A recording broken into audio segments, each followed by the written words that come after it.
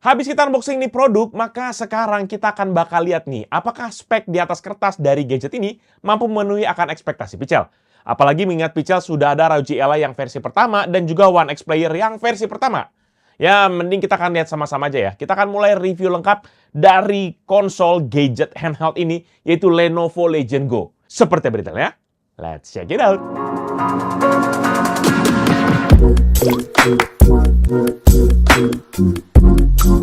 Halo guys, balik lagi bersama Pichel, dan seperti janji Pichel bahwa kita akan bahas kupas tuntas nih PC handheld gaming, yaitu dari Lenovo, yaitu Legion Go. Spesifikasi lengkap dari gaming device ini adalah sebagai berikut.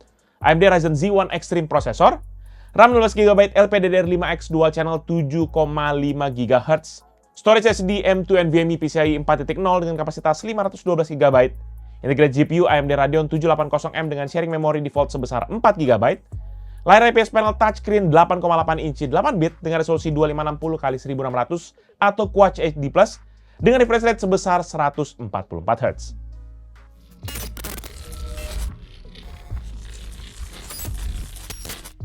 Untuk urusan desain ya udahlah ya, nggak banyak yang berbeda untuk genre handheld konsol begini. Ya seperti penempatan dari layar di bagian tengah yang ditandemin sama kendali di sisi kiri dan kanan.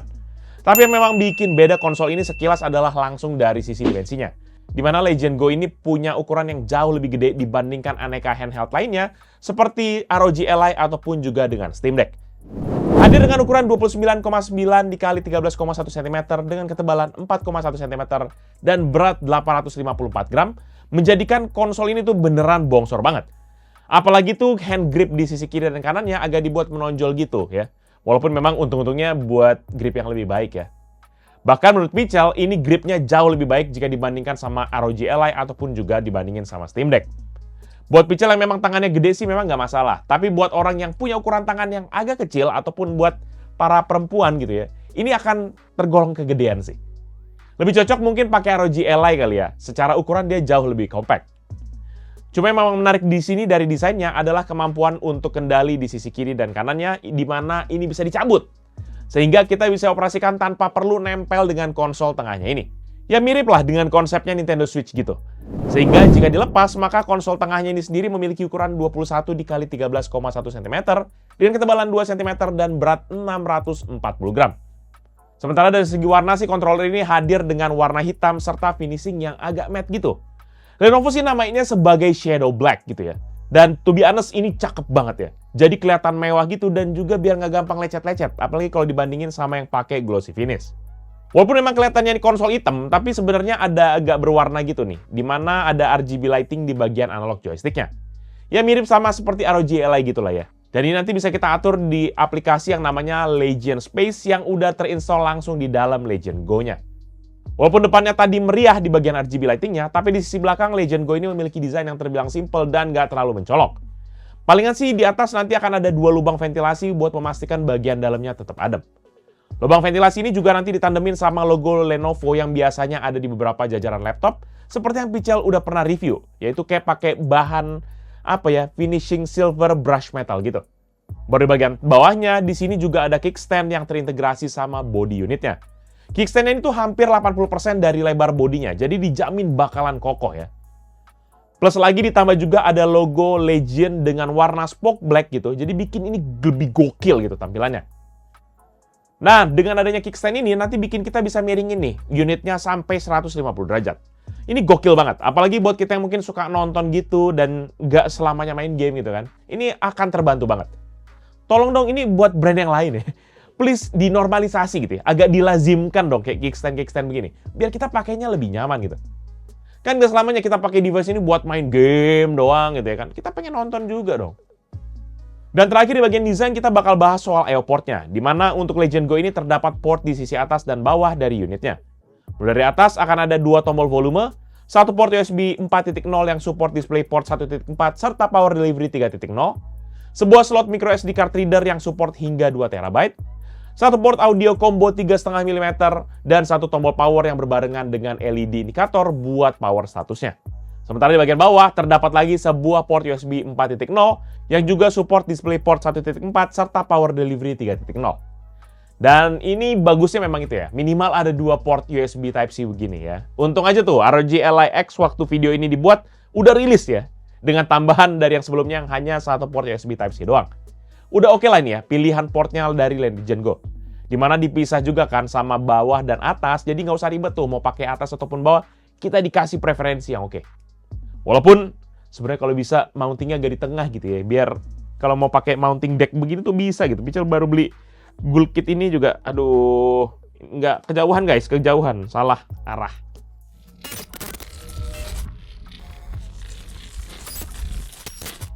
Masuk bagian layar, di sini juga Legion Go memang jelas bersinar banget.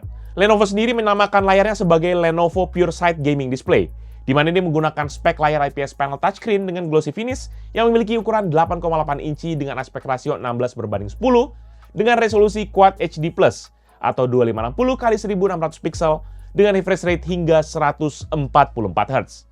Panel ini sendiri menurut HW Info diproduksi oleh Lenovo dengan kode monitor LEN0001 yang diklaim Lenovo punya 100% sRGB, 97% DCI-P3, dan 91% Adobe RGB.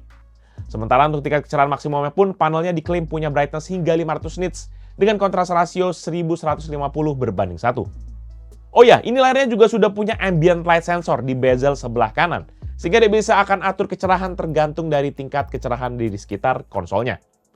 Walaupun begitu, layar ini sendiri sih absen nih beberapa sertifikasi penting buat urusan game, yaitu seperti kayak AMD FreeSync, jadi malah agak kecewa Pichel ya. Ini kenapa nggak sekalian dilibas aja untuk speknya pol-polan gitu ya.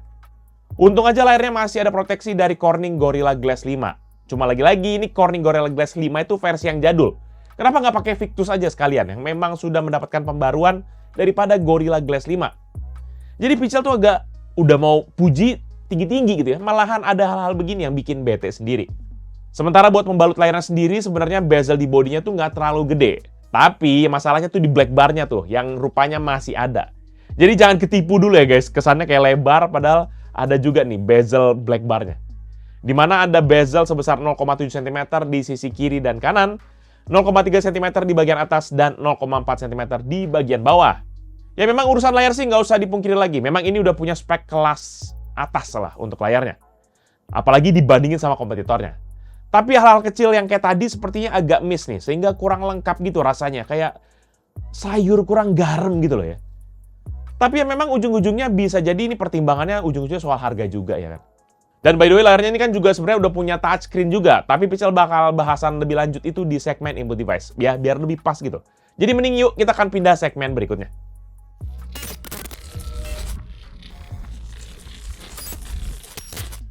Nah, di bagian input device, maka Legion Go ini punya 4 input device. Untuk yang pertama ada di layarnya, yang memang sudah mendukung akan 10 titik sentuh. Ya, walaupun Windows agak susah ya buat dipakai touchscreen, tapi lebih dari cukup lah ya, daripada nggak ada sama sekali. Dan walaupun layarnya ini sayangnya juga nggak ada support untuk stylus, tapi kita masih bisa pakai stylus yang ala kadarnya itu lah, yang bulat-bulat ujung depannya itu. Kemudian beralih ke input device kedua, yaitu controllernya, di mana di sisi kiri dan juga kanan dari konsolnya. Lenovo menamakannya sebagai Lenovo Legion True Strike Controller, di mana mulai dari sisi kiri akan ada satu tombol launcher Legion Space, satu analog joystick, satu tombol D-pad, satu tombol menu, dan satu tombol view. Sementara di sebelah kanan akan ada satu tombol function, 4 tombol action yaitu X, Y, A, dan juga B, sebuah analog joystick, dan satu buah touchpad. Gak hanya sampai di situ aja, karena ada juga satu pasang bumper button yaitu L1 dan R1, serta sepasang trigger button yaitu L2 dan R2. Dan nggak sampai di situ lagi, karena masih ada nih tombol-tombol tambahan di setiap sisinya. Mulai dari kontrol kiri nanti kita akan ada 2 bumper button yaitu Y1 dan juga Y2 yang aksesibel banget dengan jari tengah dan juga jari manis kita. Sementara di kontrol kanan ada juga tombol M1 dan M2 di sisi samping controller dan juga tombol M3 dan Y3 di bagian belakang serta sebuah scroll wheel yang juga bisa teman-teman klik. Nggak bisa dipungkiri kalau emang kontrolernya ini bener-bener all out banget. Cuma lebih dari itu, yang bikin menarik adalah memang nih kontrolernya bisa dicabut layaknya Nintendo Switch.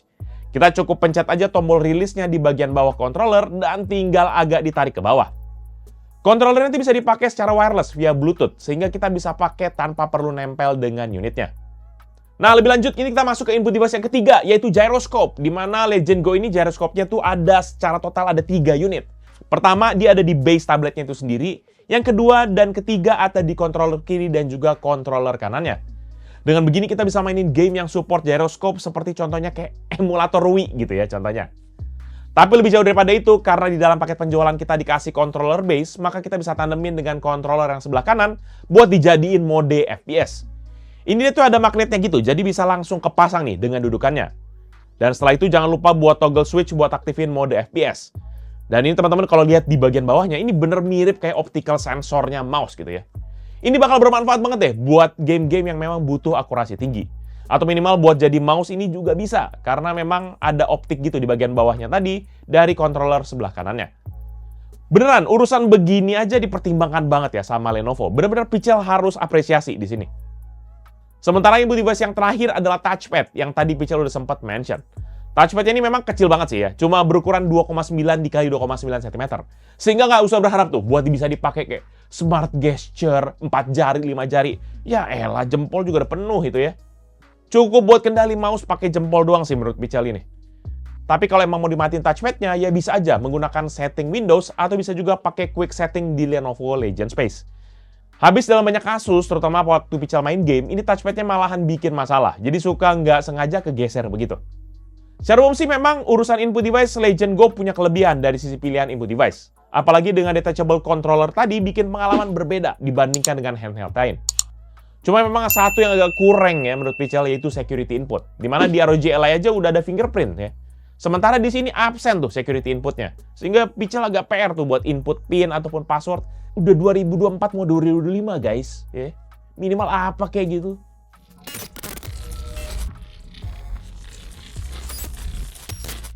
Nah, untuk di bagian internal, maka konsol ini sendiri memiliki spek yang sebenarnya nggak berbeda jauh dengan aneka handheld gaming lainnya.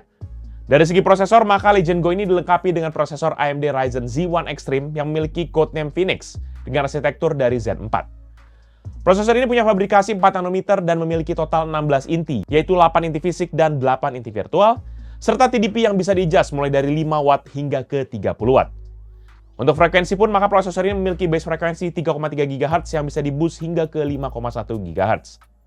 Selain itu juga, Legion Go ini dilengkapi dengan RAM 16GB LPDDR5X Dual Channel 7,5 GHz, storage SSD M2 NVMe PCIe 4.0 dari Western Digital dengan kode WDPCSN 740 sebesar 512 GB, dan bisa juga pakai microSD card tipe UHS 2 kalau memang kita mau tambah storage yang lebih gampang dibandingkan bongkar belakang buat pasang SSD. Sementara untuk operating system, Legion Go ini dikasih Windows 11 Home Single Language 23H2 dengan build number 22631.4391. Dan nanti lebih lanjut untuk pengaturan performanya, maka sudah ada aplikasi Legion Space yang bisa buat aneka kendali, seperti contohnya performa, hingga aneka perintilan soal Legion Go ini. Tapi untuk spesifik di performa, nanti kita akan dikasih 4 preset performance, yaitu yang pertama Performance Mode, Power Saving, Custom 1, dan juga Custom 2. Semua mode ini juga bisa diakses terlepas mau pakai baterai ataupun kita colokin ke adaptor. Dan nanti untuk customnya sendiri, nanti kita dikasih tuh pilihan pengaturan 3 slider mirip-mirip yang ada di ROG Ally. Pertama ada slider TDP, di mana ini merupakan batasan watt maksimum yang bisa di-maintain secara permanen selama berada di temperatur yang aman. Dan kedua ada SPPT atau Slow Package Power Tracking, di mana ini boost yang bisa aktif dengan jangka agak panjang, yaitu sekitar 20 detikan hingga beberapa menit. Sementara ketiga adalah FPPT atau Fast Package Power Tracking, yaitu ini kayak short burst ataupun boost jangka pendek dari prosesornya, yaitu sekitar hanya beberapa detik aja. Dan daripada Pichel kelamaan ngomongin spek dan juga penjelasan tadi, mending kita akan langsung aja deh masuk ke benchmark biar teman-teman bisa lihat gimana performance dari Legion Go ini. Dan dalam pengujian ini Pichel akan go all out, yaitu dengan 6 skenario, di mana 3 skenario pertama yaitu dalam kondisi Legion Go pakai baterai dengan mode power saving, performance 20 watt, serta performance custom 30 watt. Kemudian 3 skenario berikutnya adalah kondisi Legion Go di charge dengan 3 mode yang sama yang kayak tadi, yaitu power saving, performance 20 watt, dan juga custom 30 watt. Oleh karena itu, ini karena bakal panjang kalau disebut satu-satu, maka Pichel akan paparin secara visual aja, biar nggak dibacain satu-satu. Boleh juga kali kalau misalnya ada makanan ataupun cemilan disiapin dulu, biar bisa bertahan sampai akhir video ini ya. Pichel juga minum dulu guys. Dan testing pertama menggunakan Cinebench R23 dengan 1 kali pengujian. Maka dalam setiap performance profile, Legion Go ini bisa memberikan daya paling tinggi jika dalam kondisi tercolok aliran listrik. Perbedaannya bisa mulai dari 6% sampai ke 16%. Dan waktu kita coba cek performa per wattnya, mulai dari multicore, maka daya 20 watt lah yang memberikan skor multicore paling tinggi, baik untuk saat pakai baterai ataupun waktu charging. Sementara untuk single core, maka menariknya single core per watt paling tinggi didapat di daya 9 watt dalam kondisi charging. Tapi waktu pakai baterai, maka di daya 20 watt inilah yang bisa kasih single core ratio paling tinggi per wattnya. Sementara untuk ampere ratio per watt, maka paling tertinggi itu akan didapatkan waktu kondisi power saving 9 watt di kondisi baterai ataupun saat kondisi charging. Secara total kalau memang teman-teman tanya, maka kondisi paling efektif itu ada saat di 9 watt ke 20 watt. Karena pertambahan skornya ini tuh secara umum masih lebih baik dibandingkan dengan naik dari 20 watt ke 30 watt. Lanjut di testing Cinebench R20 dengan rata-rata 3 kali pengujian. Untuk setiap performance profile, maka Legend Go untuk daya 9 watt dan 20 watt memberikan performance yang lebih tinggi dari 19,7 hingga ke 71,6%. Yang menariknya hasil tertinggi didapat saat kondisi baterai di daya 30 watt, yaitu di skor 5314. Bicaranya kirain di momen charging itulah dapat skor tertinggi, tapi rupanya malahan di kondisi baterai. Dan waktu kita cek rasio performance per wattnya, maka rasio paling tinggi ada di daya 20 watt, baik dalam kondisi baterai ataupun saat kondisi charging. Untuk kenaikannya pun lagi-lagi naik dari 9 ke 20 watt lah merupakan kondisi yang paling efektif di mana ketambahan skornya lebih tinggi dibandingkan ketambahan dayanya. Kemudian testing ketiga yaitu CPU rendering BMW, satu frame di aplikasi Blender dengan rata-rata 3 kali pengujian. Dan Legend Go dalam kondisi charging memberikan performance yang jauh lebih baik dibandingkan saat pakai baterai mulai dari 0,6 sampai ke 27,5%. Hasil tertinggi didapat saat kondisi charging nih, di daya 30 watt, yaitu di mana dapat diselesaikan dalam waktu rata-rata 3 menit 2 detik.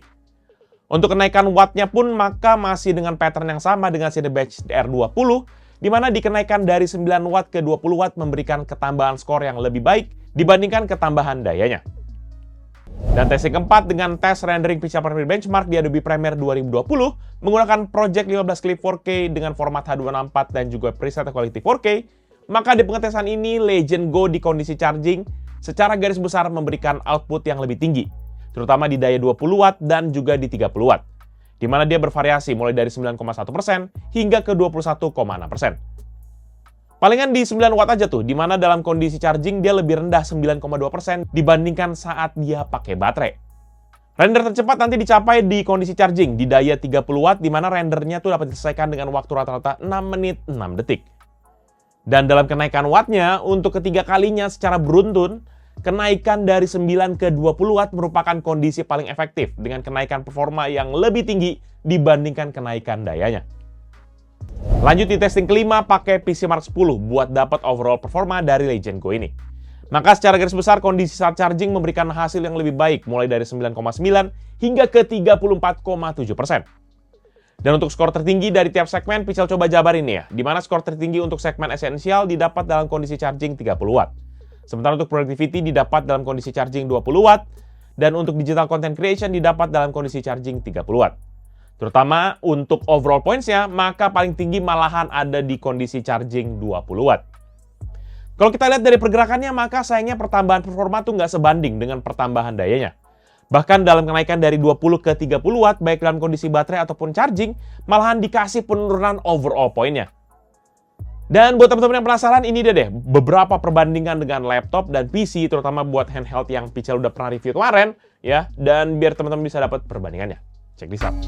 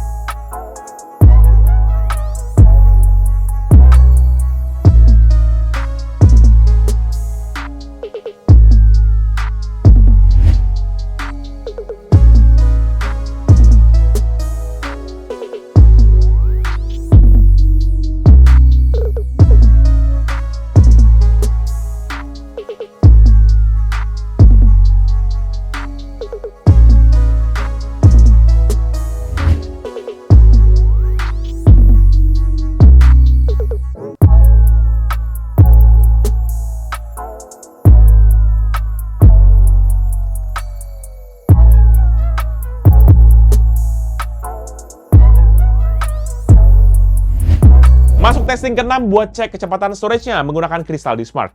Di mana pada pengujian sequential 1 MB dengan 81 thread, sebenarnya nggak ada yang terlalu banyak berbeda, baik dalam kondisi pakai baterai ataupun waktu dicolok dengan listrik. Rata-rata dia berada di level 5 GB per second untuk membaca data dan 3 GB per second buat menulis data. Palingan cuma waktu charging di power saving 9 watt aja nih yang agak drop di bagian menulis datanya, di mana bisa sampai cuma 2,7 GB per second aja. Sementara untuk pengujian random 4 KB dengan satu tas satu thread, di sini baru banyak deviasi nih buat angka-angkanya. Pertama, buat membaca data, angka tertinggi ada saat charging, di mana rata-rata di atas 60 MB per second, apalagi di 20 watt, di mana dia bisa mencapai 74 MB per second. Dan juga waktu menulis data, bahkan untuk kondisi charging bisa di-maintain di atas 100 MB per second, dengan lagi-lagi di 20 watt bisa menulis data hingga 204 MB per second. Sehingga kondisi charging 20 watt menurut Pichel memiliki performance disk yang paling tinggi dibandingkan dengan kondisi yang lain. Masuk ke sektor grafis, maka Legion Go ini tuh hanya memiliki integrated GPU, yaitu AMD Radeon 780M yang punya arsitektur RDNA 3 dengan 12 computation unit, 768 unified pipelines, bekerja di frekuensi 800 MHz dengan turbo frekuensi hingga 2,7 GHz dengan sharing memori default sebesar 3 GB. By the way, teman-teman nanti bisa ubah ya memori defaultnya ini di BIOS dengan cara tekan tombol volume up dan juga power saat sedang mati nih kondisi Legion Go-nya. Ada pilihan nanti dari 3, 4, 6, sampai 8, dan juga sampai ke auto. Tapi seperti biasa, semakin tinggi kita naikin VRAM-nya, maka semakin rendah juga RAM utama buat sistemnya. Dan dalam kasus ini, Pichel nggak akan ubah-ubah apa-apa. Benar-benar settingan bawaan dari pabriknya, yaitu di 3 GB per second. Benar masing-masing sama aja di 3 GB buat VRAM-nya. Dan buat menguji kemampuan GPU-nya, kita pertama akan mulai dari GPU rendering test buat di BMW di dalam aplikasi Blender. Seperti biasa nanti kita pakai 3 kali pengujian buat satu frame. Dan Legion Go dalam kondisi charging memberikan performa yang jauh lebih baik dibandingkan saat pakai baterai pada daya 20 hingga 30 watt. Di mana dia mulai dari 1,8% sampai ke 15,7%. Hasil tertinggi didapat saat kondisi charging di daya 30 watt, yaitu di mana dapat diselesaikan dalam waktu rata-rata 3 menit 2 detik. Sementara buat charging di daya 9 watt itu jadi kondisi yang paling buruk, di mana render tuh diselesaikan dalam waktu 10 menit 19 detik. Untuk kenaikan wattnya pun masih sama dengan pattern waktu pengetesan CPU, di mana kenaikan dari 9 ke 20 watt memberikan ketambahan skor yang lebih baik dibandingkan pertambahan dayanya. Kemudian kedua menggunakan 3D Mark Time Spy, dan untuk hasilnya, maka Legion Go mendapatkan skor tertinggi saat dalam daya 30 watt dan tercolok dengan charger, yaitu dengan graphics score 2950 dan CPU score sebesar 8722. Sehingga overall skornya adalah di 3275 poin. Dalam kondisi charging memberikan performa yang memang jauh lebih baik dibandingkan saat pakai baterai pada seluruh pilihan daya, mulai dari 9 watt hingga ke 30 watt, di mana kenaikannya mulai dari 0,2% sampai ke 11,4%. Sementara untuk baterai di daya 9 watt jadi yang paling buruk, di mana mendapatkan graphics score 923 dan CPU score 2819. Sehingga overall skornya ada di 1026 poin. Secara rasio point per watt baik untuk grafik, CPU, hingga overall skornya, maka paling tinggi itu ada di level 20 watt, baik saat charging ataupun juga saat baterai. Serta untuk kenaikan per wattnya pun masih sama dengan pattern waktu pengetesan CPU, di mana kenaikan dari 9 ke 20 watt dalam kondisi baterai ataupun charging memberikan ketambahan skor yang lebih baik dibandingkan dengan ketambahan dayanya. Dan ini dia perbandingan dengan laptop dan PC yang Pichel pernah review. Check this out.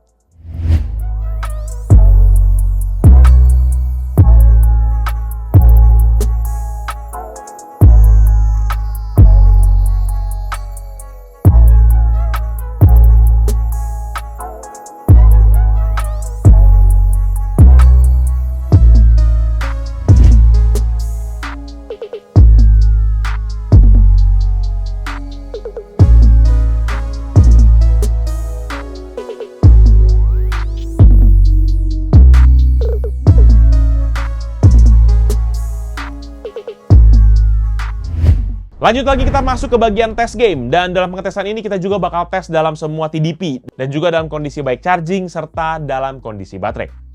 Lagi-lagi Pichel nggak akan bacain FPS-nya satu-satu, tapi Pichel akan tampilin tabelnya satu-satu di depan layar teman-teman, ya kan? Sambil sebutin ringkasan pergerakannya. Dan dalam pengetesan ini semuanya Pichel set resolusinya ke WUXGA atau 1920x1200 pixel, dan settingannya pun Pichel juga atur biar minimal dapat playable frame rate, biar nggak menang gaya resolusi tinggi atau apa gitu ya. Yang penting biar bisa main aja. Dan game pertama yaitu GTA 5, resolusi WXGA dan juga setting normal. Secara umum sih frame rate tertinggi didapatkan di setting daya 30 watt, baik pada saat baterai ataupun saat charging. Walaupun untuk frame rate average agak lebih tinggi nih di saat pakai baterai, tapi memang bedanya nggak signifikan. Paling baru kelihatan FPS maksimumnya tuh jauh sampai ke 28,2%. Sementara untuk average FPS-nya sih semua kondisi dalam saat baterai menghasilkan FPS yang jauh lebih tinggi dibandingkan saat charging. Ya ini agak menarik kondisinya.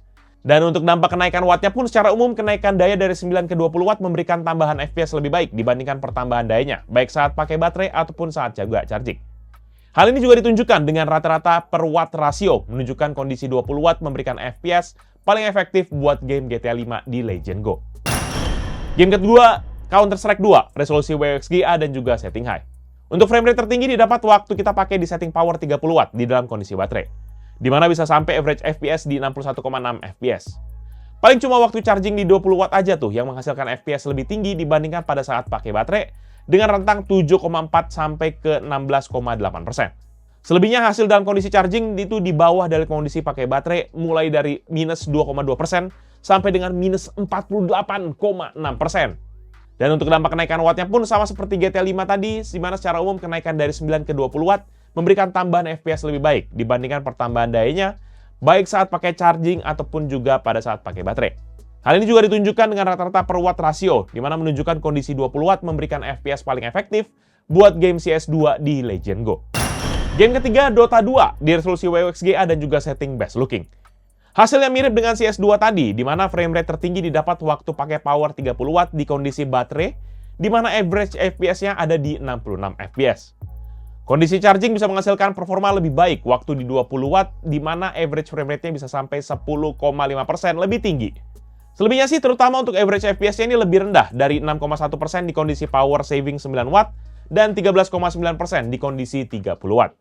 Untuk dampak kenaikan wattnya pun sama seperti dua game sebelumnya, secara umum kenaikan dari 9 watt ke 20 watt memberikan tambahan FPS lebih baik dibandingkan pertambahan dayanya, baik saat pakai baterai ataupun juga saat charging. Hal ini ditunjukkan juga dengan rata-rata per watt ratio, di mana menunjukkan kondisi 20 watt memberikan FPS paling efektif buat game Dota 2 di Legend Go. Game keempat, FIFA 22, resolusi WXGA dan juga setting high. Maka hasilnya ini baru agak sesuai ekspektasi Pichel. Di mana untuk average frame rate-nya tuh saat charging, ini semua di atas dari saat pakai baterai. Paling tinggi sih frame rate-nya average-nya tuh didapat di daya 30 watt. Saat charging, di mana frame rate-nya bisa sampai 129,3 FPS. Untuk di minimum FPS-nya pun sih ini ada anomali, seperti waktu daya 30 watt. Biasa bisa tiba-tiba minimumnya tuh lebih rendah 95%, dibandingkan waktu baterai yang memang lebih stabil. Untuk dampak kenaikan wattnya pun lanjut dengan tren dengan 3 game sebelumnya, secara umum kenaikan dari 9 ke 20 watt memberikan tambahan FPS yang lebih baik. Hal ini ditunjukkan juga dengan rata-rata per watt ratio, menunjukkan kondisi 20 watt baik saat charging ataupun baterai, dan daya 30 watt pada saat baterai memberikan FPS paling efektif buat game FIFA 22 di Legend Go. Game kelima, The Sims 4 di resolusi WXGA dan juga setting ultra. Dalam kondisi ini, maka patternnya hampir sama dengan game FIFA yang tadi, di mana average frame rate-nya saat charging dalam setiap daya itu lebih tinggi dibandingkan waktu pakai baterai, yaitu dari 9,9 sampai ke 85,9%. Buat yang daya 20 watt sih ini aman-aman aja, semua FPS-nya lebih tinggi dibandingkan pakai baterai. Palingan yang minimum di 9 watt dan 30 watt aja nih, yang lebih rendah daripada pakai baterai sampai level 13 hingga ke 19%. Rasio FPS per wattnya pun untuk kondisi charging berada dalam kondisi tertinggi di daya 20 watt. Tapi untuk kondisi baterai itu, untuk average dan juga minimum FPS-nya malahan rasionya lebih bagus di 9 watt. Dan rasio maksimumnya baru balik lagi di 20 watt.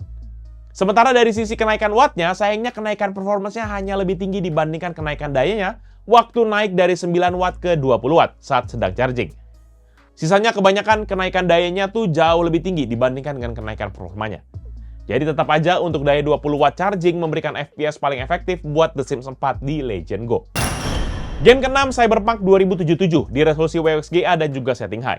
Di kondisi ini maka Legend Go bisa menghasilkan average FPS paling tinggi di 35,4 FPS waktu berada di daya 20 watt saat charging. Secara total sih semua hasil waktu dicolokin adaptor listrik memiliki performa yang lebih tinggi. Palingan ada sedikit anomali waktu di maksimum pas daya 9 watt yang lebih rendah 3%. Sisanya itu jauh lebih tinggi mulai dari 0,9 sampai ke 38,4%. Rasio FPS per wattnya pun berada dalam kondisi tertinggi di daya 20 watt baik saat charging ataupun saat baterai. Dan dari sisi kenaikan watt, maka kembali lagi Legend Go balik di pattern awal di mana kenaikan daya 9 ke 20 watt menghasilkan kenaikan performa yang lebih tinggi dibandingkan dengan kenaikan dayanya, baik dalam kondisi charging ataupun pada saat pakai baterai. Dan dalam kasus ini berarti masih paling efektif adalah daya 20 watt saat charging dan juga baterai buat main game Cyberpunk 2077 di Legend Go. Game ketujuh, NFS Unbound. Di resolusi WXG ada juga setting medium. Untuk game ini sendiri, FPS tertinggi bisa didapatkan waktu kita tes di saat pakai baterai dengan daya 30 watt, di mana average FPS-nya bisa sampai di 40,1 FPS. Bahkan menariknya untuk 20 dan 30 watt, waktu kita pakai charger, frame rate-nya malahan lebih rendah dibandingkan pada saat pakai baterai, dengan gap mulai dari minus 0,3% sampai ke minus 7,2%. Saat di daya 9 watt aja tuh, baru tuh lebih tinggi FPS-nya waktu kecolok charger dibandingkan pada saat pakai baterai. Rasio FPS per wattnya pun berada dalam kondisi tertinggi di daya 20 watt baik saat charging ataupun saat baterai. Kecuali untuk rasio maksimum FPS dalam kondisi charging yang malahan lebih tinggi di daya 9 watt. Dan dari sisi kenaikan watt versus performance-nya pun maka kembali lagi kenaikan daya dari 9 ke 20 watt baik dalam kondisi charging maupun kondisi baterai memberikan FPS paling optimum buat main NFS Unbound di Legend Go. Palingan cuma yang maksimum FPS aja tuh di kondisi 20 watt charging yang ketambahan FPS-nya nggak lebih tinggi dibandingkan dengan ketambahan dayanya. Game ke-8, Valorant. Di resolusi WXG ada juga setting medium. Untuk game ini, average FPS-nya tertinggi didapatkan di 30 watt saat pakai charger dengan average FPS mencapai 180,6 FPS. Secara keseluruhan sih untuk kondisi saat pakai charger menghasilkan FPS yang lebih tinggi dibandingkan saat pakai baterai dengan rentang 2% sampai ke 62,9%. Sedikit anomali terjadi cuma ada saat di perbandingan daya 9 watt di mana untuk average-nya lebih rendah di 0,3% dan juga minus 6,2% untuk minimum FPS-nya. Rasio FPS per wattnya pun berada dalam kondisi tertinggi di daya 20 watt baik saat charging ataupun saat baterai. Untuk kenaikan performa dibandingkan wattnya, ini masih sama dengan pattern yang sama dengan yang tadi, yaitu kenaikan dari 9 watt ke 20 watt merupakan kenaikan paling positif. Kenaikan positif ini muncul baik dalam kondisi charging ataupun saat pakai baterai, sehingga kondisi 20 watt merupakan kondisi paling efektif buat main game Valorant di Legend Go. Game ke-9 sekaligus yang terakhir, di mana Genshin Impact di resolusi WXG dan juga setting medium. Dan untuk game ini sendiri mendapatkan FPS tertinggi di daya 30 watt dengan kondisi charging, di mana bisa menghasilkan hingga 75,3 FPS. Secara total sih kondisi charging nggak menunjukkan dominasi performa dibandingkan dengan kondisi saat pakai baterai. Karena ada beberapa sebagai contoh tuh untuk minimum dan maksimumnya pada semua daya bisa lebih rendah mulai dari minus 0,9% sampai ke minus 3,7%. Rasio FPS per wattnya pun berada dalam kondisi tertinggi di daya 20 watt, baik saat charging ataupun saat baterai. Dan untuk kenaikan wattnya, lagi-lagi kondisi kenaikan dari 9 watt ke 20 watt menghasilkan performa yang paling efektif buat main game Genshin Impact di Legend Go. Dari segi performa sih ya, teman-teman bisa lihat ya, bahwa memang performa dari Legend Go ini berada dalam level yang wajar. Cuma memang waktu Pichel coba refer ke ROG Ally, banyak banget skor yang ketinggalan. Hampir semua tes yang benchmark Legend Go itu tuh di bawah dari ROG Ally, mau yang urusan GPU ataupun urusan CPU. Sisi yang sama juga ketika kita bahas soal game, di mana banyak banget game yang juga berada di bawah dari hasilnya ROG Ally. Palingan cuma ada beberapa game seperti GTA 5, Valorant, dan juga beberapa game lainnya. Jadi Pichel agak sedih sih, kirain performanya bakal bisa lebih tinggi dibandingkan dengan ROG Ally. Apalagi dengan profil body yang lebih bongsor gini, harusnya Pichel berharap bisa lebih bagus. Tapi terlepas daripada itu, menurut Pichel yang lebih dominan di sini dari hasil benchmark tadi adalah kecepatan disknya. Di mana dia jauh banget selisihnya. Bisa sampai beda 700 MB per second buat baca data dan 1,2 hingga 1,3 GB per second buat nulis data. Ini gokil ya. Tapi terlepas perbandingan itu tadi, sebenarnya yang menarik tuh adalah sebenarnya sweet spot dari daya Legend Go ini tuh berada di angka 20 watt. Di mana dia bisa menghasilkan daya paling optimum dibandingkan dengan dua profile yang lainnya tadi, yaitu yang 9 watt ataupun yang 30 watt. Ya teman-teman bisa lihat sendiri lah gimana tadi tuh output dari 20 wattnya yang paling menonjol sepanjang tes kita. Nah, lebih lanjut buat mendinginkan akan device ini sendiri, maka Lenovo juga sudah melengkapi Legend Go ini dengan Lenovo Legion Cold Front, ya, di mana ini merupakan sistem pendinginan yang terdiri dari sebuah kipas yang terhubung dengan sebuah heat pipe ke arah CPU-nya. Nanti udara segarnya itu diambil dari sisi belakang, ya, dan ditiupkan ke bagian heatsink pins di bagian atas, dekat dengan tombol power dan juga port audionya. Dan buat menguji kemampuan coolingnya, seperti biasa kita akan lihat dalam dua kondisi. Pertama untuk internal dan juga yang kedua untuk temperatur bodinya. Untuk internal nanti kita seperti biasa dalam dua kondisi, yaitu saat kondisi idle dan juga saat stress test menggunakan aplikasi AIDA 64. Dan untuk kedua kondisi ini tetap juga dalam 3 performance profile, yaitu power saving, performance, dan juga kondisi maksimum. Gak lupa juga kita terapkan kondisi yang sama antara pakai baterai dan juga saat charging. Ya panjang lah pokoknya kondisinya. Pertama dalam kondisi power saving, maka secara rata-rata CPU usage-nya nggak jauh berbeda antara saat pakai baterai dan juga saat charging, yaitu di 12 dan juga 11%. Sementara untuk frekuensinya, maka untuk rata-rata pada saat pakai baterai berada di level yang lebih tinggi, yaitu rata-rata 2,1 GHz dibandingkan saat charging, yaitu di rata-rata 1,9 GHz. Dan di sisi power, saat kita pakai baterai, power rata-ratanya itu berada di 8 Watt, yang dimana lebih tinggi dibandingkan saat kita pakai charging, yaitu di daya 7,4 Watt. Sementara untuk sisi temperatur pun juga sama banget, yaitu di temperatur saat pakai baterai, itu tuh di angka 55,2 derajat, dibandingkan dengan saat charging, yaitu di 54,2 derajat Celcius. Sementara waktu kita stress test, maka frekuensinya nggak banyak berubah, baik yang kondisi baterai ataupun kondisi charging. Untuk baterai sih lebih parah, nggak ada perubahan antara sebelum dan sesudah stress test, yaitu di 1,4 GHz. Sementara untuk kondisi charging, dia stay di 2,4 GHz, tapi cuma sekitar 6 detik doang dia bertahannya, sebelum dia juga mulai turun ke level 1,4 GHz juga. Wattnya juga berada di level 8 Watt, baik untuk charging ataupun saat baterai. Ya memang sih waktu charging sempat masih di level sampai 13 Watt, sebelum dia turun pelan-pelan setelah 10 detik ke level 8 Watt.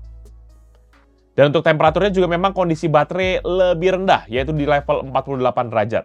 Sementara waktu charging dia berada di 53 derajat Celcius. Di kondisi power saving ini sepertinya ada limiter power tuh, yaitu di 8 Watt yang bikin memang mau digas terus pun juga akan mentok sampai di 8 Watt doang.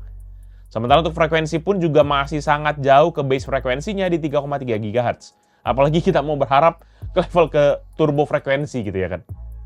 Dan kondisi kedua pada saat performance, maka secara rata-rata CPU usage-nya waktu pakai baterai itu lebih rendah, yaitu di 10% dibandingkan dengan saat charging, yaitu di 15%. Sementara untuk frekuensi, rata-ratanya tuh saat charging berada di level yang lebih tinggi, yaitu rata-rata 2,2 GHz dibandingkan saat pakai baterai, yaitu dengan rata-rata 2 GHz. Sementara sisi power saat pakai baterai, dia memiliki rata-rata 8,7 Watt, yang lebih tinggi dibandingkan dengan saat charging, yaitu di daya 8,4 Watt. Sementara untuk sisi temperatur, maka saat pakai baterai punya temperatur yang lebih tinggi, yaitu di angka 52,7 derajat, dibandingkan dengan saat pakai charging, yaitu di 50,3 derajat. Sementara waktu kita stress test, maka frekuensinya baru kelihatan agak loncat nih. Dimana untuk baterai, maka frekuensinya bisa naik hingga ke level maksimum 4,1 GHz, walaupun perlahan turun ke level 3,7 GHz, dan stagnan di rentang tersebut. Tapi waktu di charging ini menarik, karena frekuensinya stabil banget di 3,5 GHz tanpa ada perubahan sama sekali. Dan powernya juga ini lebih menarik, karena waktu pakai baterai, malahan wattnya tuh stabil di rentang 20 Watt. Tapi di bagian charging, yang jadi masalah itu adalah wattnya malahan nggak nyampe di 20 Watt alias stabil di 18 Watt. Watt yang lebih tinggi di kondisi baterai juga berkontribusi terhadap temperatur yang lebih tinggi, yaitu di 65,3 derajat Celcius. Dimana kalau dibandingkan dengan waktu charging, dia cuma berada di rata-rata 64,8 derajat Celcius. Lagi-lagi di kondisi performance ini, maka kelihatan juga ada power limiternya, yaitu nggak bisa lewat dari 20 Watt. Cuma yang aneh tuh, waktu kita nge-charge, malahan dia dayanya nggak bisa nyentuh sampai ke 20 Watt. Ya. Padahal secara temperatur segala gitu ya, harusnya tuh nggak ada masalah sama sekali. Tapi ini memang lebih mending sih, karena memang frekuensinya berada di level di atas dari base frekuensinya, yaitu di 3,3 GHz. Dan terakhir dalam kondisi maksimum, maka secara rata-rata CPU usage-nya saat charging itu lebih rendah, yaitu di 9%. Sementara waktu kita pakai baterai ini malahan lebih tinggi, yaitu di 14%. Dan dari sisi frekuensi baru nih, agak ngegas. Yaitu secara rata-rata di saat pakai baterai ada di 2,2 GHz. Sementara pas lagi charging, frekuensinya berada di pas level, yaitu di 3,3 GHz. Kemudian di bagian power, saat pakai baterai rata-rata dayanya di 10,1 Watt, sementara saat charging dayanya ada di 19,7 Watt. Ini berkorelasi langsung dengan temperaturnya yang berada di 50,6 derajat saat kondisi baterai, tapi waktu charging bisa naik sampai ke 76,6 derajat Celcius. Lebih lanjut kita masuk ke sesi stress test dan frekuensinya langsung loncat ke level 4 GHz. Ya memang untuk kondisi baterai dia stuck tuh di 4,1 GHz. Sementara untuk waktu charging dia bisa sampai ke tembus 4,5 GHz gitu. Walaupun memang pelan-pelan turun sampai ke level 4,3 GHz. Nggak jauh berbeda dengan powernya, di mana dia saat pakai baterai dayanya tuh nyangkut di 24 sampai ke 25 Watt saja. Tapi waktu charging dia bisa lompat sampai ke 40 Watt dan terus melandai ke level 35 Watt dan bahkan turun ke level 30 Watt setelah hampir 5 menit stress test berjalan. Temperaturnya juga baru kelihatan nih, agak di atas ambang batas, di mana untuk saat baterai dia bisa maksimum sampai ke 85,4 derajat, sementara untuk charging bisa sampai ke 89,7 derajat. Dan setelah itu sudah mulai langsung kelihatan ada kondisi thermal throttling. Untuk kondisi maksimum baru agak unik, di mana untuk baterai ini masih berasa ada limiternya. Tapi waktu masuk di bagian charging, baru berasa tuh limitnya tuh baru muncul di temperaturnya, alias yang bikin dia thermal throttling. Walaupun begitu, selama pengetesan ini semua, nggak ada sama sekali mode yang bisa membuat prosesornya mencapai hingga maksimum turbo frekuensinya. Mungkin sedikit banyak bisa jadi by design, atau mungkin bisa jadi karena cooling sistemnya juga kurang optimal menurut Pichel. Mungkin ada kali mod yang bisa bikin bisa jor-joran all out nih kayaknya. Sementara buat temperatur bodinya, Pichel akan coba ukur dengan kondisi performance aja ya. Tapi dalam 3 kondisi, yaitu saat modern office, gaming, dan juga saat kita stress test. Ini juga Pichel nggak pakai charging sama sekali. Pengetesan ini pun juga Pichel lakukan dalam ruangan AC dengan suhu ruangan sekitar 24 derajat Celcius. Untuk modern office, maka dari sisi depan panasnya tuh terfokus di area sebelah kiri layar. Di titik ini panas rata-rata bisa sampai 32,9 derajat dengan maksimum di 38 derajat Celcius. Sementara di bagian belakang, panasnya terfokus di area sebelah kanan sama seperti tadi yang di bagian depan, yaitu panas rata-ratanya di 30,4 derajat dengan titik tertinggi di 36,2 derajat Celcius. Sementara buat di exhaust atas, ini konsolnya tuh memiliki panas rata-rata 30,8 dengan titik tertinggi di 37,8 derajat Celcius. Untuk tes gaming dari sisi depan, maka panas di sisi layar kirinya masih sama aja. Di mana untuk titik ini sendiri punya panas rata-rata 35,7 atau naik sekitar 2,6 derajat dengan maksimum di 41,3 atau naik sekitar 3,3 derajat Celcius. Sementara di bagian belakang, panasnya juga nggak jauh berbeda titiknya, di mana rata-rata panasnya tuh mencapai 41,9 atau naik sebesar 11,5 derajat Celcius. Dan titik tertingginya menjadi 57,5 atau naik 21,3 derajat Celcius. Sementara buat di exhaust atas konsolnya, ini dia memiliki panas rata-rata 35 atau naik 4,2 derajat, dengan titik tertinggi di 60,8 atau naik sebesar 23 derajat Celcius.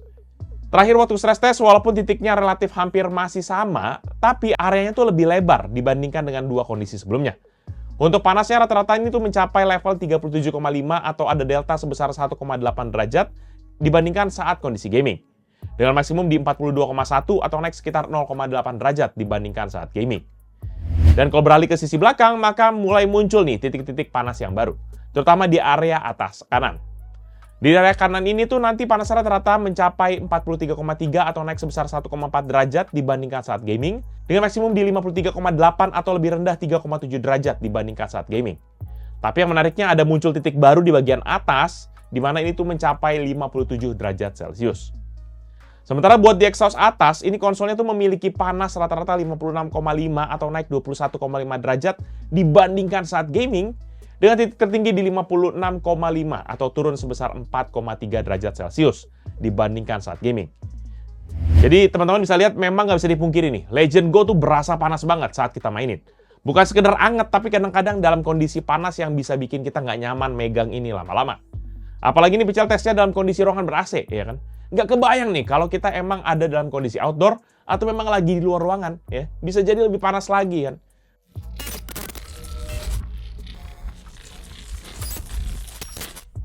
Masuk ke bagian multimedia, maka kita akan mulai dari sisi audio dulu. Dimana untuk audio dari Legend Go ini sendiri terdiri dari 2 buah speaker yang terletak di bagian atas unit tabletnya yang menghadap ke bagian atas.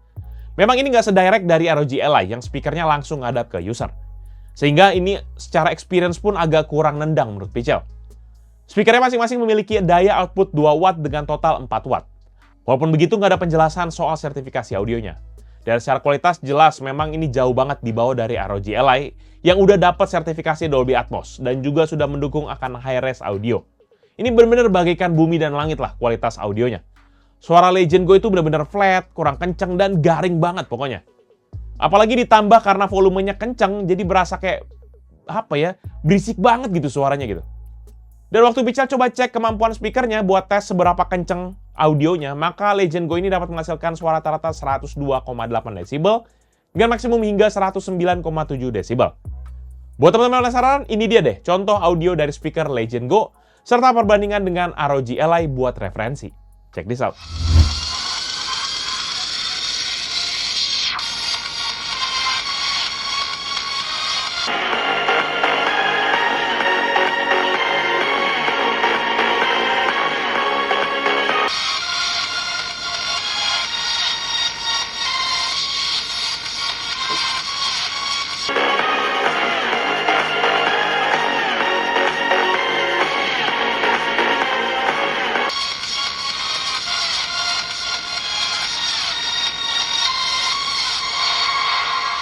Sementara untuk webcam, sayangnya di konsol juga absen urusan webcam. Sehingga lagi-lagi Lenovo pun juga melewati kesempatan buat jadi productivity device di konsol ini. Sayang banget ya, bener-bener dah ini. Padahal ini ukuran unitnya udah agak lebih besar, tapi nggak dimanfaatin dengan maksimal. Ya, tapi siapalah kita ya kan? Kita kan cuma komentator ya kan? Padahal ini unit udah punya dual array near field microphone, yang secara teori bisa menangkap audio lebih baik dibandingkan dengan rata-rata microphone yang punya single array. Jadinya cuma bisa dipakai call doang aja, karena absennya webcam yang tadi. Tapi walaupun begitu, Pical akan coba tampilin juga nih, gimana tangkapan suara dari mikrofonnya, biar teman-teman bisa langsung denger deh, gimana kualitasnya. Check this out. Jadi dia merupakan hasil suara dari mikrofon Lenovo Legion Go. Ya, ini Pical pakai aplikasi sound recorder, dan Pical ngadepnya kadang-kadang ada ke depan kamera, kadang-kadang ke depannya Legion Go. Dan untuk settingannya kita pakai setting untuk FLAC dan juga quality-nya yang best. Ya, jadi biar bisa bener-bener maksimal kualitasnya kita pengen lihat. Karena kan dia punya katanya 3 microphone gitu, 3 array microphone. Jadi harusnya sih bagus, cuma saya ngajak karena nggak ada webcam ya. Harusnya kalau memang mikrofonnya bener-bener bagus, itu kan enak banget buat dipakai meeting ya kan guys ya. Jadi palingan itu aja sih, biar teman-teman bisa dapat gambaran gimana kualitas mikrofon dari si Lenovo Legion Go. Itu aja, thank you. Dan untuk konektivitas, maka Legion Go ini dilengkapi dengan Wi-Fi chip dari MediaTek, yaitu MT7922, yang mendukung Wi-Fi 6E 802.11ax, dan memiliki 2 transmit dan juga 2 receiver radio chain, atau bahasa gaulnya 2x2, ya.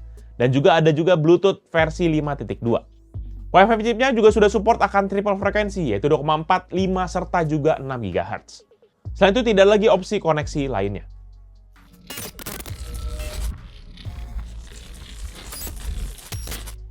Nah, di bagian baterai, maka Legion Go ini sendiri memiliki baterai internal lithium polymer 2 sel dengan kapasitas 49.200 mAh.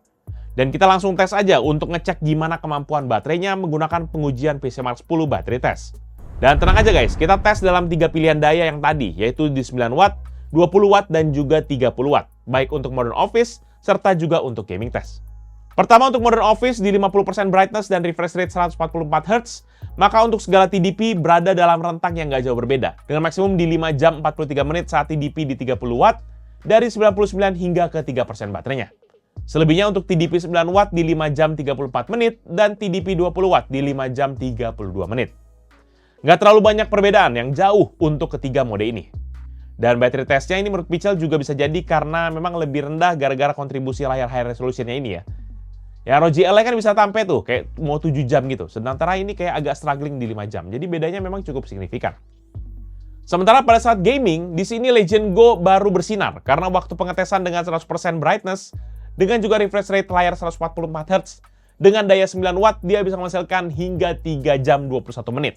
Dari 100 hingga ke 3% baterainya. Gokil nih! Dimana di saat ROG Ally cuma bisa 2 jam 28 menit, maka Legion Go bisa sampai hampir selisih 1 jam di atasnya. Jadi ini cocok banget buat kita yang mungkin cuma main game ringan, kayak game indie ataupun game emulator, ini bisa menghasilkan daya tahan yang lebih lama mainnya. Tapi kalau di TDP lain juga sebenarnya memang di atas kertas hampir sama sih sama ROG Ally. Yaitu untuk 20 watt dia berada di 1 jam 32 menit, dan 30 watt di 1 jam 14 menit. Di watt tertinggi ini juga masih lebih bagus memang, sekitar 15 menit dibandingkan dengan ROG Ally. Jadi untuk kondisi baterai memang overall dia masih oke lah ya, sampai sejauh ini. Dan lebih lanjut, kalau baterainya habis, maka kita bisa pakai tuh charger yang katanya Lenovo punya teknologi Super Rapid Charge, yang diklaim bisa charge 10 menit sampai 30%, 30 menit sampai 70%, dan 80 menit bulat fully charge sampai ke 100%. Charger ini sendiri memiliki spek yang mirip-mirip sama charger lainnya, di mana daya outputnya bisa sampai ke 20 volt 3,25 ampere atau total daya 65 watt. Dan kalau juga dia bisa mendukung beberapa daya di bawahnya. Dan waktu kita ngetes charge dalam kondisi device-nya hidup dengan brightness 50% dan mode performance 20 watt, maka dari 4 sampai ke 100% membutuhkan waktu 2 jam 9 menit. Ya jauh sih ya dari 80 menit yang diklaim Lenovo. Tapi bisa jadi juga 80 menit yang diklaim Lenovo tadi itu sambil dimatiin gitu kali ya Legion Go-nya. Kan biasanya ada tuh yang kayak tanda bintang yang kayak syarat dan ketentuan berlaku gitu ya kan. Ini mungkin syarat dan ketentuan berlakunya. Dan nanti selama pengisian akan ada indikator di tombol powernya tuh yang akan punya efek breathing gitu.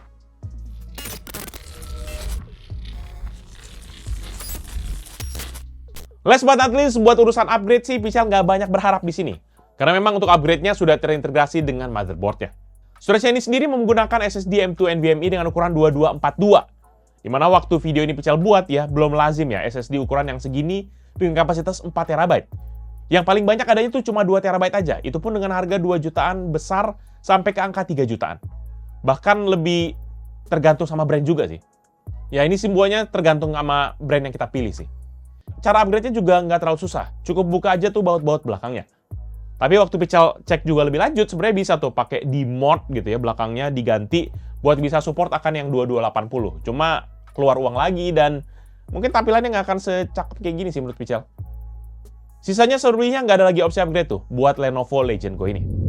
Overall, menurut pribadi Pical, Lenovo Legion Go walaupun Pical memang awalnya agak terlambat reviewnya, tapi tetap aja menurut Pical ini masih salah satu one of the best overall untuk handheld PC konsol yang bisa teman-teman beli. Hadir dengan beberapa fitur unggulan seperti layar besar dengan resolusi tinggi, dual port USB 4.0, detachable control, dan juga bisa pakai FPS mode, bisa bikin bener-bener one of the kind menurut Pical. Waktu video Pical ini rilis memang sudah ada tuh aneka konsol yang pesaingnya seperti ROG Ally X. Tapi walaupun begitu tetap aja menurut Pical ini punya keunggulan sendiri. Walaupun secara hasil agak kurang oke gitu ya, tapi overall experience Pical masih cukup happy.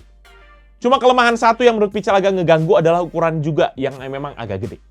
Buat Pical aja yang memang tangannya gede, ini berasa banget agak berat dan males bawanya kemana-mana. Pical ujung-ujungnya lebih prefer buat ukuran ROG Ally. Tapi selebihnya memang Pical nggak ada masalah yang fundamental untuk Legion Go ini sendiri. Sementara untuk harga ini sendiri, waktu Pical review, ini tuh masih dibanderol di harga 12 jutaan. Harga yang memang jelas mahal dibandingkan kompetitornya. Harganya mungkin sekarang udah di bawah dari ROG Ally X ya. Tapi bedanya ROG Ally X kan punya RAM yang lebih gede dan beberapa improvement minor. Tapi ujung-ujungnya balik lagi kebutuhan teman-teman sekalian. Kalau memang budgetnya di bawah 10 juta, ya mending mau nggak mau mending ambil ROG Ally yang lama aja. Atau nggak, sekalian aja yang Steam Deck yang versi yang bukan OLED ya, yang LCD biasa. Ya balik lagi lah ke budget teman-teman sekalian. Tapi kalau buat yang ngincer raw performance, menurut Pical, Steam Deck dan ROG Ally masih menawarkan price to performance yang lebih oke sih. Dan nanti kalau teman-teman yang mungkin berminat dengan produk ini atau mau cek produknya, bisa cek di deskripsi yang Pical akan tulis di bawah ini. Jangan lupa juga untuk like dan juga share video ini, plus kunjungi sosial media kita seperti Facebook, Twitter, Instagram, TikTok, dan main-main ke website kita yaitu picalmediagroup.com. Jangan lupa juga main-main ke YouTube channel kita yang lain di bawah Pical Media Group, yaitu Pical Main Game, di mana kita bahas game konsol dan juga beberapa handheld konsol lainnya, ya mirip-mirip kayak gini, tapi yang versi, ini kan handheld konsol juga ya, tapi kita masukinnya di Pical Techno yang ini. Dan teman-teman bisa juga main ke PMG Fams, di mana kita bahas vlog aktivitas Pical dan juga keluarga, ya Pical main ke pantai, main-main kemana-mana, teman-teman bisa lihat lah, ya.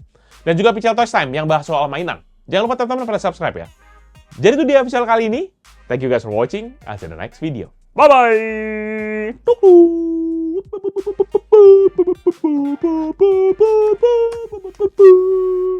Beneran loh, gede banget ya.